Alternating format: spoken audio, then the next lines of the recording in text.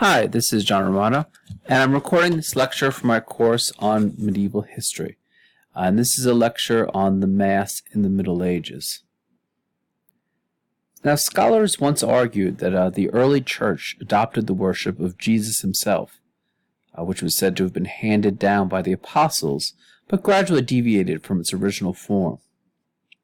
This is a position that those who studied the liturgy in the Middle Ages would have recognized, but it has largely been abandoned in the modern scholarly world. Debates rage among scholars as to how historical the accounts of the Eucharist in the New Testament are, especially those dealing with the Last Supper as shown in this mosaic. Some scholars dismiss them as evidence of later Christian communities projecting later practice into the sacred past. Some scholars identify similar features, referred to collectively as a so-called shape among early Christian rites in the ancient world. But more recently, some of those who study the liturgy reject the idea of commonalities in early Christian worship, and in fact they remain skeptical about how much we can know about ancient liturgy at all. The difficulties begin with our sources. We only retain scraps or short descriptions of ancient liturgies, and it can be hazardous to extrapolate any broader ceremonial flowchart from them for the Mass or any other form of worship, including the description, for instance, of St. Justin Martyr, who's pictured here in a later depiction. Some scholars see the style of liturgy in the early Middle Ages as a continuation of the relative creativity and freedom of worship in the ancient world, with a slow development towards rigid standardization near or slightly after the end of the early Middle Ages as a whole. And there is some truth in that characterization, but it needs significant qualification to be of use.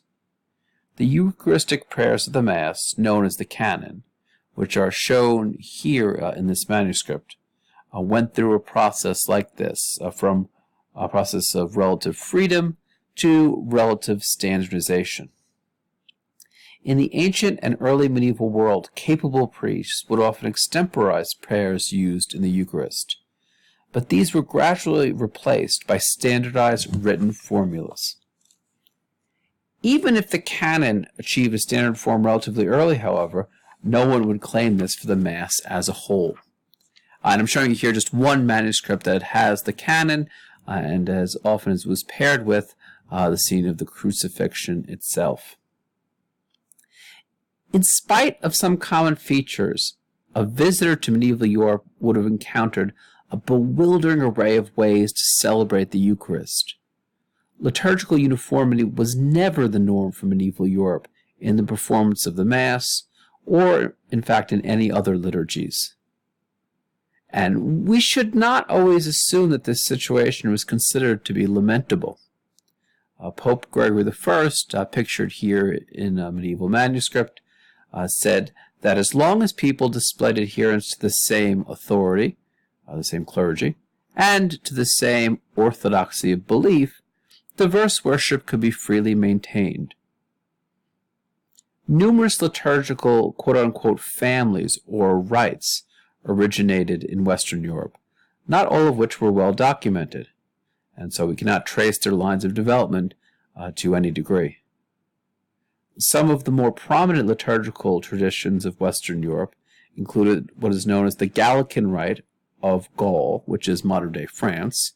And here's just one of their prayer books here. Another example is the so-called Visigothic or Mozarabic liturgy of Spain. And here is the modern-day cathedral of the Spanish city of Toledo, which is one of the few places in which this rite is still maintained into the modern day. And yet another example is what is known as the Ambrosian Rite of the city of Milan in northern Italy.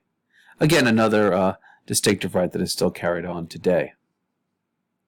And in fact, a little bit more widely than the Mozarabic liturgy. The different modes of the celebration of the Mass probably did not develop in isolation, even if we as modern-day scholars can no longer trace the lines of diffusion and patterns of influence on one another. Of all the different liturgical families that developed within Western Europe, most scholars have focused their attention on those that were conducted in the city of Rome. And several interconnected reasons exist for this interest. Roman liturgy has been idealized for its relatively simplicity and lack of ornamentation. The popes, as we've discussed, were the most important bishops in Western Europe. Many cities in Western Europe imitated the papal mass performed in the city of Rome, at least to some extent. Yet, the level of influence from Rome, as with any other great city, like, for instance, Constantinople in the east, was not predictable or even. And these last two images I've shown you give just one image of the Roman rite of celebration, showing Gregory I, the Pope, and the vision he had of the risen Jesus once in the course of the Mass. Even during the Carolingian era, which was once praised highly by people for its Romanization of the liturgy, there was never any systematic implementation of Roman norms across the entire Carolingian Empire, nor was there any forced suppression of local customs of worship. Nor did the Roman Mass remain so-called pure or unchanged when it came to contact with other liturgical traditions. The sparse Roman Mass became more elaborate when it was performed in France. This was especially true of prayers called apologies that were intended to express the personal unworthiness of the priest, of the celebrant. After around the year 1000, the new hybrid form of the Mass that contained elements both from Rome and from France and Germany would eventually find their way back into the city of Rome. And this new mixed form of the Mass would percolate throughout Western Europe with the coming of the Franciscans, and in time would spread to the entire Roman Catholic world. This here is just one highly ornamented prayer book used in the Mass that has this sort of mixed style of Roman and elements from modern-day France. While Rome's liturgical practices came to be seen as authoritative, rare was the case of wholesale suppression of other liturgical families. The prime example of this tendency was the supplanting of the Visigothic or Mozarabic liturgy in Spain by the Roman liturgy in the late 11th century, but this was still the exceptional instance. And there is, in fact, little evidence that Pope Gregory VII, the great reformer, as part of his general reforms, really wanted or attempted to wipe out different methods of celebrating the Eucharist in Europe, like the Ambrosian rite, which still flourished under his time as Pope. And in fact, even had popes wanted to eliminate other liturgies, it was not until the advent of the printing press that it was possible to ensure that most locales had the same text. And it was not until, in fact, outside of the period we're studying in this course, in the mid-16th century, that there was a standard printed missal, which outlined the way that Mass was supposed to be celebrated, based on the model not only used in Rome, but used by the Pope himself. Yet even after this point, printed books could be supplemented by prayers written in the margins of a manuscript. So, in fact, that traditional prayers that did not actually appear in printed versions could continue to be observed in local communities. And it may not look like it, but in fact, this is an early printed prayer book, meant as much as possible to imitate manuscripts. In order to appreciate the value of understanding the Mass in the city of Rome, it is necessary to contemplate how best to reconstruct it. Because decisions about the celebration of the Mass in Rome were made by the Pope, it makes sense to look at papal sources about the early medieval Eucharist. A source that has considerable information on the papal liturgy is a series of papal biographies known collectively as the Liber Pontificalis, the Book of Popes, and this was first compiled in the mid-6th century. Those who study the liturgy have long treasured its information on worship. Glancing through its pages, like this one for instance, one can learn the origins of several familiar features of the Roman Mass. So, for instance, Pope Sixtus I, who from the 2nd century, was said to have started the singing of the chant the Sanctus in the Roman Mass. The origin of the chant Gloria in excelsis Deo, glory to God in the highest, was attributed to Pope Telesphore, again in the 2nd century. Pope Sylvester in the 4th century decreed that Mass could only be celebrated on naturally produced linen, not on either silk or dyed cloth. Pope Celestine was the first to introduce the introit, or the entrance antiphon, into the Mass. Both Leo I from the 5th century and Gregory I were said to have made modifications to the prayers of the Mass. Sergius I inserted the chant Agnus Dei, the Lamb of God, into the Mass. Without any corroborating evidence, however, it is difficult to evaluate the accuracy of many of these entries, and there is good reason to doubt the historical worth of the most ancient of them. What is more, the reports on the liturgy make no claim to be comprehensive. When the liturgy was interest to a compiler of the volume on the history of the popes, he would make a note of it, but several components of the Roman liturgy are not mentioned at all. Even if one accepts the accuracy of some of the entries in the Liber Pontificalis, it would give us a little more than an idea of the origin of certain features of the Mass, not the complete ceremony. To gain a more global view, scholars often turn to the late 7th century document known as the First Roman Ordo, which is a liturgical script that contains the first extant Mass liturgy. This text of the Mass was highly sought of north of the Alps, although it is far easier to see how many manuscripts were copied and preserved rather than how or if they were read or imitated. As a result, previously scholarly accounts of the influence of the First Roman Ordo were likely to have been exaggerated. The document is a snapshot of the Mass at the holiest time of the year, and would not have accurately predicted the papal liturgy across the entire year. It provides us with no information about the humbler Masses being celebrated by priests in the other churches in the city of Rome. The style of worship it describes would have been inapplicable to other cities in Western Europe that imported the document.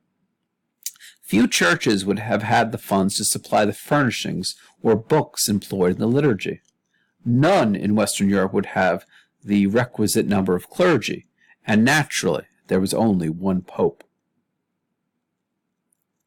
Although it is impossible to speak about one standard fashion in which priests would celebrate the Eucharist in the Middle Ages, scholars do identify certain recurrent trends, many of which differ from ancient worship. Late antique and early medieval Masses tended to be large communal affairs that were generally only celebrated on Sundays. The prime example is the stational liturgy, which was led by the bishop of a city, moved throughout the city to different churches, and represented the primary feast of the city. And here, of course, this is the city of Rome, where the stational liturgy was prominent. Masses were believed to be the mutual offering of the universal church, comprising the clergy and the laity, and benefited all of the faithful. The Eucharist was commonly referred to as a quote-unquote sacrifice of praise, intended to extol and thank God, not to ask Him for anything. This understanding of the Mass would change dramatically with the emergence of what is called in Latin the Missa Specialis, the special Mass, or in English the votive Mass, starting in the late 5th or early 6th century, but not fully dominant until the 8th or 9th century. Masses after this point could be sparsely attended or involved little more than a priest and a servant. Rather than an offering for the entire community, votive masses would be offered up for special intentions. Masses were offered up on a daily basis. These modifications necessitated the introduction of a new liturgical book. Previously, a library of different books was required to conduct worship, some for the readings, some for the music, and some for prayers.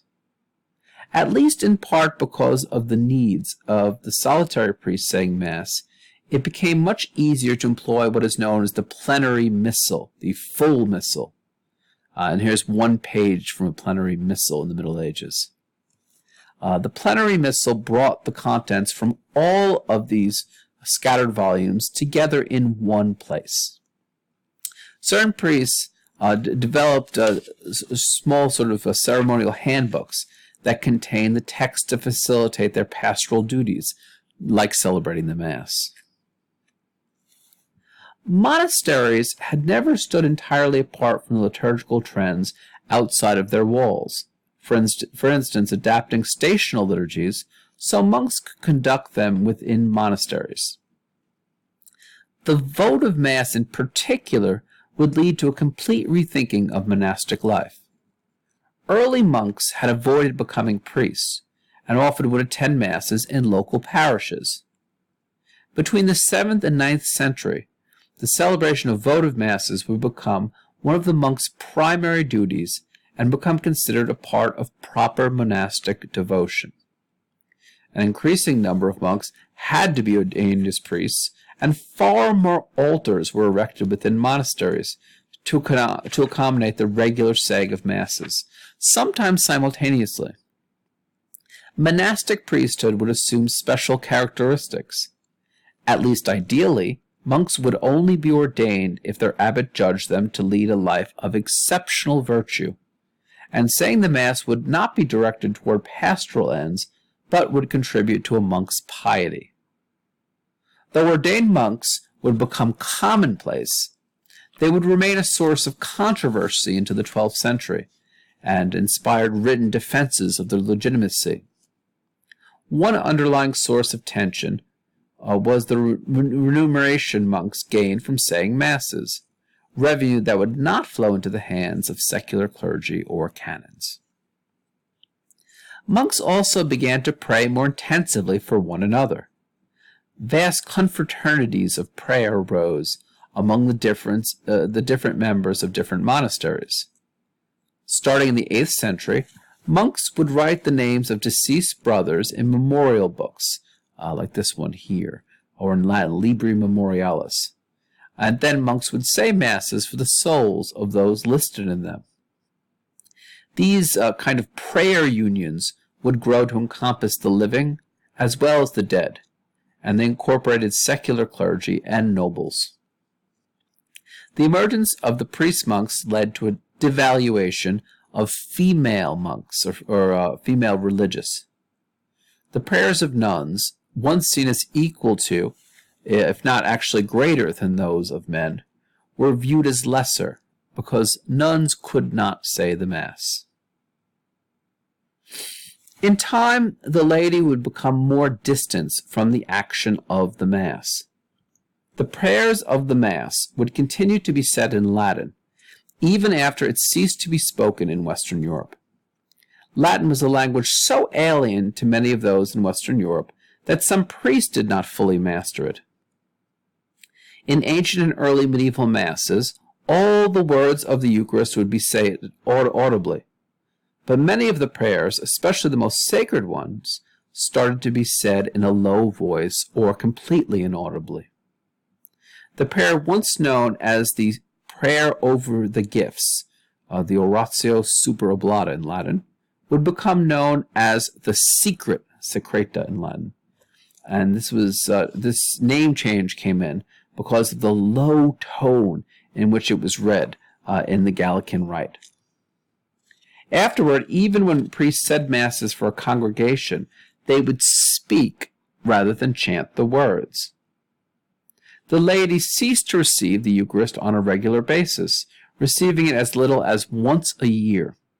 and rarely more than 3 times, while they would never receive the Eucharistic wine at all.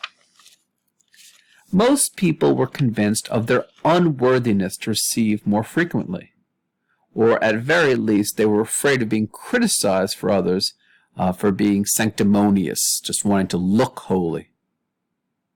When people did receive communion, the ancient tradition of receiving it in their hands was abandoned, and instead they would receive it in their mouths. The former touching and reception of the Eucharist would be replaced by the late medieval veneration of the Eucharist outside the Mass. This was especially epitomized by the very popular festival known as Corpus Christi, the body of Christ, where the Eucharist was at the absolute center. For many of the laity, seeing the consecration of the host was the high point of the Mass, and it afforded special grace. And in fact, Masses in large cathedrals began to be staggered, so that one could witness several consecrations in one Sunday. Others began to take communion spiritually, that is, only contemplating eating it, which allowed them all the benefits of the Eucharist without ingesting it physically. But this was done by many mystics, especially mystical women, but it was always seen as controversial because the attitude was that if you get communion directly from God, what was the need of the clergy? The ancient tradition of men and women offering their own bread for the Mass also came to an end. Offerings of real bread were then changed into offerings of money, and the bread itself would be transformed into thin, wafer-like hosts that were baked without yeast. Although some theologians believed that the entire community gave an offering in the Mass, the only thing that the people would actually contribute were their prayers. And they would communicate not by taking the bread, as they had once did, but by using the kiss of peace. And in fact, in some places in later medieval Europe, rather than directly kiss or make some sort of motion during the time of peace in the Mass, what people would end up doing was kiss what is known as a pax board, like this one, that they would kiss and then pass on to the next person in the congregation. To some degree, even the architecture of medieval churches began to divert the laity's attention away from the priest and his action on the altar. In time, the space of the church would become, quote-unquote, fragmented. Rather than a singular focus on the altar, different shrines to venerate saints were constructed around the church building. Zones were set aside around the altar where only the clergy could enter, and these were blocked off by an altar rail and a gate. More extensive altar or rood screens were erected in the second quarter of the 13th century, and some of them were so extensive that it actually blocked what the laity could see. It was also in the course of the Middle Ages that some scholars began to define better issues surrounding the consecration of the Eucharist. And you can just tell by the number of depictions what importance the consecration held for people. Up until the 12th century, it was unclear who was allowed to perform the consecration. And some academics argued that the words of the consecration alone were effective, meaning anyone who said them could cause the consecration. The turning point was the Fourth Lateran Council in 1215. The council was explicit about who was able to perform the consecration of the Eucharist. Nobody can effect this sacrament except a priest who has been properly ordained according to the Church's keys, which Jesus Christ himself gave to the apostles and to their successors. After this point, only ordained priests were able to perform the consecration, due to their line of succession from Jesus and the apostles. Since bishops and priests shared the same ability to consecrate, Some scholastics would argue that they were part of the same order of the clergy. Although people had a clear sense of who could celebrate the Eucharist, no consensus was reached as to what exactly happened during the consecration. Theologians openly debated the nature of the change that occurred to the bread and wine during the consecration, and to what degree Jesus' real presence existed in the consecrated elements. Even after the Fourth Lateran Council, not everyone embraced the doctrine of transubstantiation. Philosophical theologians in the 13th and 14th centuries endeavored to show how belief in the Eucharist could be reconciled with some of the intellectual thought that had stemmed from Aristotle and his very natural way of looking at the world.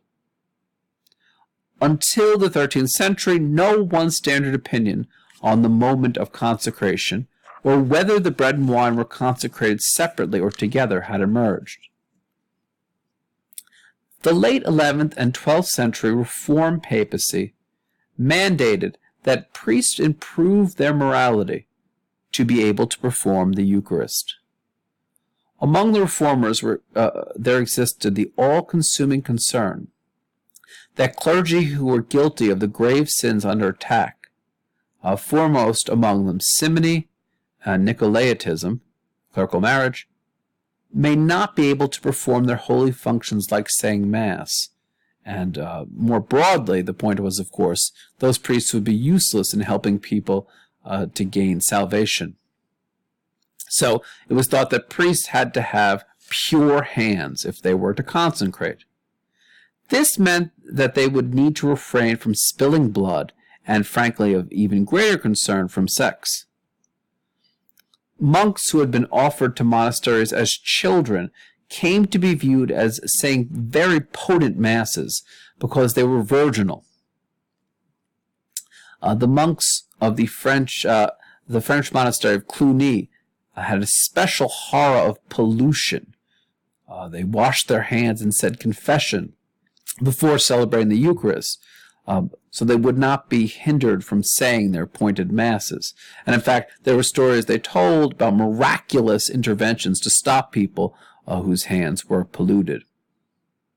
So while monks had become more like priests in devoting their time to celebrating the Eucharist, priests became more monastic in embracing strict celibacy. More than anyone else, the reformer Peter Damian, who's shown here, stressed the incongruity of priests having sex and performing the Mass. Some of Damian's writings against priests who quote-unquote fornicated, and he used this term very broadly to be engaging in any intercourse, condemned these priests forcefully. And one line from him goes, "Why, O priest, you who should give a holy thing, that is, you should offer the sacrifice to God, do you not dread beforehand to sacrifice yourself as a victim to the evil spirit? By fornicating, you cut yourself off from the members of Christ, and you become the body of a prostitute. Do you not know that the Son of God chose for himself purity of the body to such a degree that he was incarnated not even from conjugal chastity, but rather from a virginal womb? And since it does not seem enough that only his mother was a virgin, it is the faith of the Church that the one who imitated a father would also be a virgin. Therefore, if our Redeemer so loved the integrity of modesty, that not only was he born from the womb of a virgin, but also he was touched by a virgin foster father, and this while he was still a baby crying in the crib, by whom now, for God's sake, does his body wish to be touched, when now he reigns infinitely in heaven?" As the chastity of priests became a major topic of concern, women would become entirely excluded from the altar. This would be a departure from the early Middle Ages, when women could still be quote-unquote ordained. This term, ordain, originally had a different and far more restricted significance than it would later acquire. It meant that someone would be commissioned to undertake a specific task in the church, whether clerical or lay. And in this capacity, women could often assist at the altar, although there is no reliable record of their ever having consecrated the Eucharist. It should be noted that there were services in which the Eucharist was distributed, although not consecrated, that could be led by nuns, although the extent and chronology of this phenomenon remain obscure. Gradually, a host of requirements dictated the proper performance of the Mass. Only a meticulous observance of the proper outward form could guarantee the benefits issuing from the Mass. Exemplary of this ordered approach to celebrating the Mass was the liturgical work of Reginald of Prüm, who's pictured here. Reginald wrote a handbook that was intended to provide guidelines for the visitation of a bishop to a local parish. And a visitation was when the bishop went to a local diocese to make sure that everything was being done according to the book, to check up on them. And although Reginald's work is idealized, his book gives an idea of the numerous, complex, and burdensome requirements for priests who celebrated the Eucharist.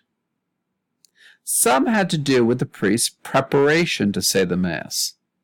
A priest had to remain pure, free from sex and murder. He had to be fasting. A priest needed to have proper vestments. A host of strictures dictated the action of the Mass itself.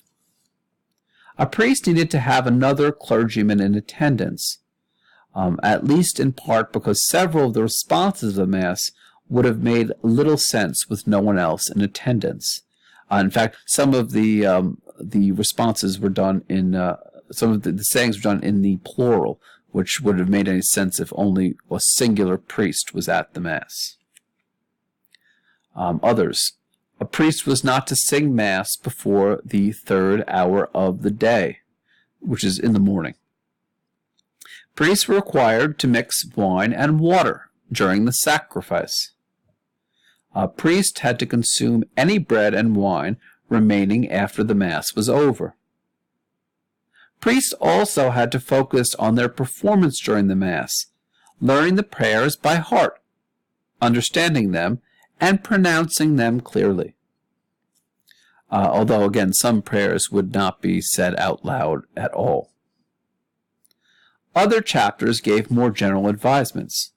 A priest needed to have Eucharist on him at all times to distribute to dying people, what is known as the viaticum, this Eucharist that would be given to people on their deathbed. A priest was the only one who had access to communion. He could not give it to a layperson to bring to someone else. Priests were not to say Masses in private houses or outside the church building. This appears initially to have been an attempt to make sure that certain rich people in the congregation could not monopolize having Masses said for themselves. Also, women were to be barred from approaching the altar, touching the chalice, or entering the sacristy. It is difficult for us to know today how much the average priest would have known or followed the rules for the correct performance of the Eucharist. Although some priests may have received university training, the vast majority of priests learn their trade through an apprenticeship system. And so basically what ended up happening is that someone would learn to be a priest by following the actions of someone who was already a priest. And then eventually that new person after their training would be ordained. And the quality of the kind of priests produced by this system must have been really largely determined by whoever taught them. And if they didn't learn correctly initially from that person, there were few ways to be able to get better to train. One very interesting 14th century vernacular poem known as Instructions for Parish Priest described what the priest was supposed to teach his parishioners. But this book was also designed to refresh the priest's memory on the things that he was supposed to know about the Mass. And this practical guide for priests contains pieces of information regarding the Eucharist. What's very interesting to us is that it has nothing in the way of what we expect as theological discourses in it. The faithful, those who were Christian, had to be told that the consecrated bread and wine were Jesus' body and blood. But we don't really see any more complex theological variation on this belief. People had to know the basics. Several parts of this work talk about the laity's treatment of the Eucharist. They were encouraged to receive it and told how to do so. Not to chew the host too small so that it would stick in their teeth, for instance. And it was best to drink unconsecrated wine and water afterwards to wash it down. The host was to be treated with reverence, requiring that the lay person kneel down upon seeing it at Mass or when the priest was carrying it, or for instance just carrying it in procession.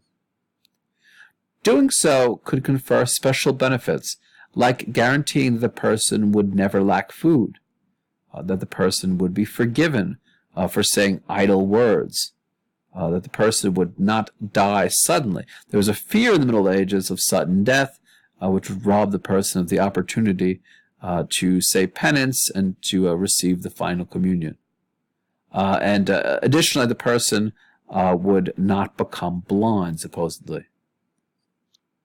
The handbook also directed advice only useful to priest. Several sections regulate how the priest is to say Mass. So, for instance, the priest is not supposed to be in a state of mortal sin when he says Mass. He has to be very careful to obtain the correct items for the sacrifice. For instance, clean altar cloths, wax candles, hosts made of wheaten flour, and wine that had not soured. There was a great concern in this and other volumes to tell the priest how he was supposed to react when certain mishaps occurred during Mass. What happens when the priest, for instance, forgets the bread or wine, and he's in the middle of saying the Mass? What happens if wine drips out of the chalice? All of these and other concerns were raised by other manuals. What happens, for instance, if the priest should die suddenly in the saying of the Mass? These were major concerns people had. According to this manual, the priest also had to take care for the Eucharist outside of Mass. He was to bear the host with him to give to people close to death. He was to tell anyone so sick that he would vomit up the Eucharist that the desire for the host was sufficient. So this was one ecclesiastical sanctioned way in which someone could just receive communion without actually physically taking it.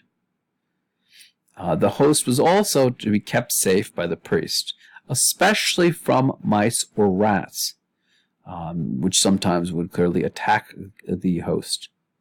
And finally, if any piece of the Eucharist were lost, he had to search for it. All of this is just a brief overview of some of the major things to know about the Mass in the Middle Ages. The complement to this lecture is the one reading that I've asked you to look at today. Look at the late 7th century Mass known as the First Roman Ordo. Both the translation itself and the commentary. As I mentioned, this was probably from the late 7th century, from the Pope known as Sergius I. And upon reading it, what I think you'll see is the number of similarities that the First Roman Ordo has with the modern Catholic Mass. And this is in part because of the kind of continuity that exists in the celebration of the Mass, but there's another reason for this similarity. And that is because many of the fathers of Vatican II in the 1960s modeled how they wished to reform the Mass on this document, on the First Roman Ordo. And the reason for this is simple. This is our first detailed description of the Mass at all. We cannot reconstruct any Mass from before this point in any detail. Now, this does not mean that every single Mass in the Middle Ages was performed like this. You'll see when you read that this is a papal Mass, especially that takes place at Easter time. So probably not only a ceremonially heightened time of year, but of course the Pope himself had greater resources to devote to the Mass. And this is one manuscript page from one of the first Roman Ordo in Latin. And this document was clearly a great hit north of the Alps. A pilgrim or pilgrims copied it in the city of Rome, and then it broadly was spread throughout places. And because people had this great deal of respect for papal liturgy, lots of different places wished to get a copy of it. Two things that I think will really strike you about this document, perhaps in comparison with the modern-day Mass, is first of all the constellation of different clergy and ministers that take part in this Mass. Many of these will have no echo from the modern liturgy. They'll be completely unfamiliar to you. But at the time, were clearly very important. And at the absolute height of this is the archdeacon, who at the time in the city of Rome was the most powerful deacon, but also the Pope's right-hand man, and also helped in the administration of the city, not just in the liturgy, as you see here. The second thing that is of great concern to the author of the First Roman Ordo is all of the precious furnishings, or the precious things like the Gospel book, which would have had all sorts of gems, things like chalices, various other items that were really very expensive. And so there's a great concern to make sure that the clergy know where these are at all times. All right. That's all for this lecture, and thank you for listening.